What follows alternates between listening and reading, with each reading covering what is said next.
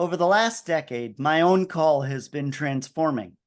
I got into John's gospel because I'd read that bit in Mark to a recently healed demoniac who wants to accompany Jesus. The teacher says, "Go home to your family and friends and tell them all that the Lord in his mercy has done for you."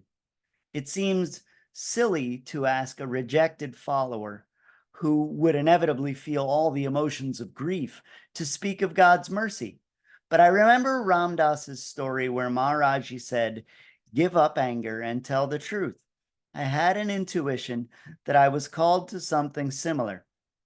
And I'd also had this experience with "in the beginning was the word," a sort of the beginning is each moment type of thing. It all deserved deeper consideration. Peter returned to fishing. Whether what overextends us is blissful or full of suffering, we periodically hit our limits, return to the familiar, jobs we don't like, a narrow range of choices, patterns of merely coping, the daily grind. We've got to contend with the feeling of defeat Peter himself must have felt, and how precariously narrow the path must have seemed that is choosing to focus on what makes him happy. Those are our prospects as well. We've talked about koans and tantra, both devices that invite us to a teacher's path. As he said, give up self, take up your cross, follow. We've talked about how incarnations themselves, the logos, the cross, all of these suspend us between opposites. On the Spirit's timing, ego relaxes and a new self, the true self that is Christ, arises. That will be handed over to the Father only when it's done its purifying work. We talked about how the Logos sometimes awakens us to the deeper layers of embodied experience, to intuitive knowing driven by realization instead of intellectual knowing and certainties of faith. In John 21, the great catch of fish story repeats itself on purpose. This time, it's a stranger saying, "Let down the nets." Peter clothes himself and jumps into the lake, the symbol of chaos. There's a breakfast on the shore of newly caught fish. It says that this time the net was not torn. It says none of the disciples dared ask the stranger, "Who are you?" because they knew it was the Lord.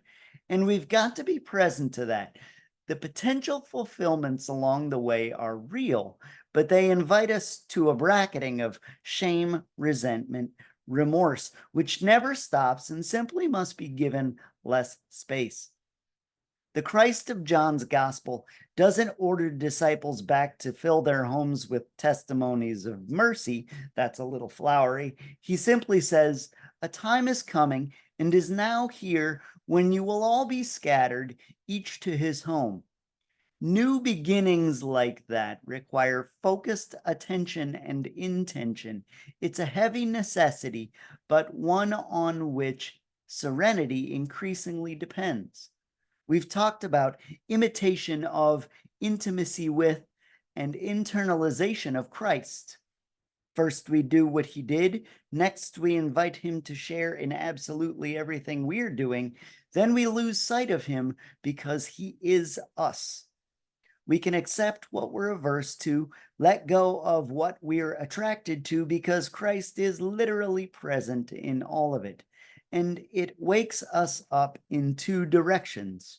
On the one hand, we grow in the Father's meta thinking, meta emotion, non-judgment, and compassion. On the other, we've talked about increased ability to separate ego from God, adrenaline and force from the Spirit.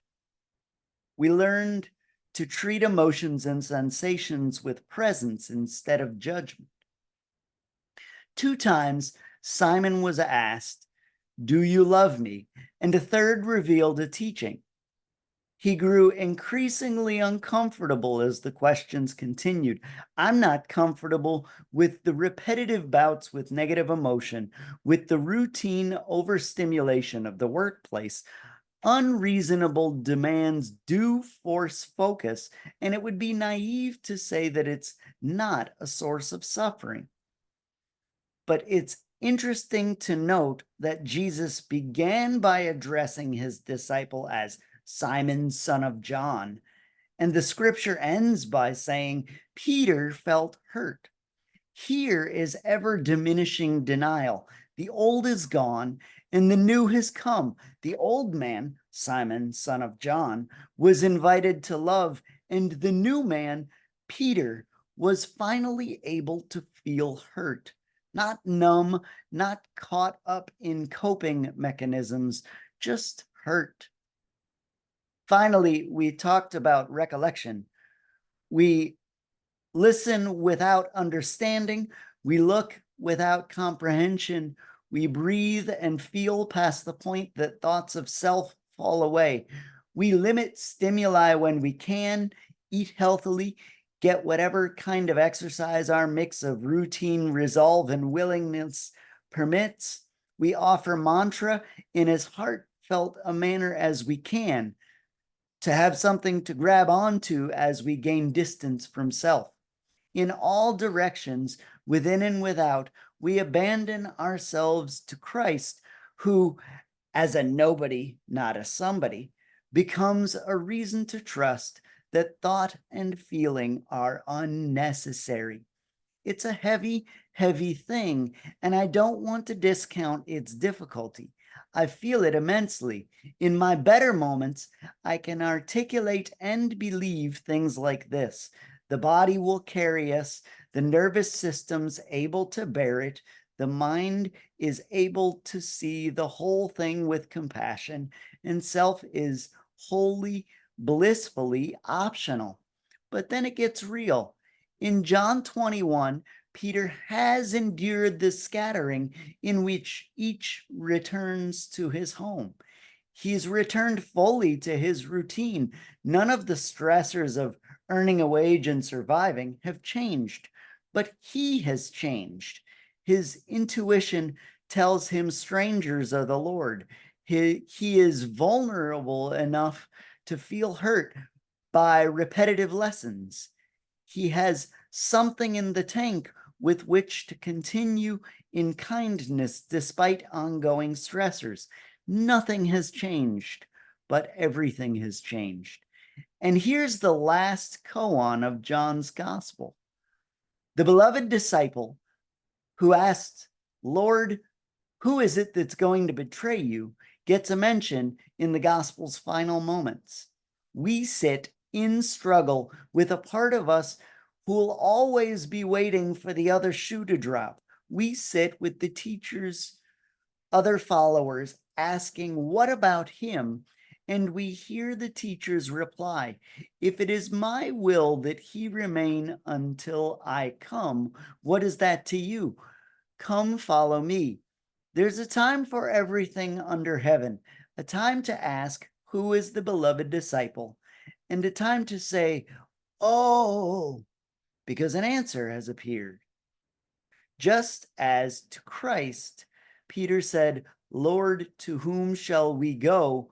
We will sit in peaceful, quiet triumph on the other side of our aha moment.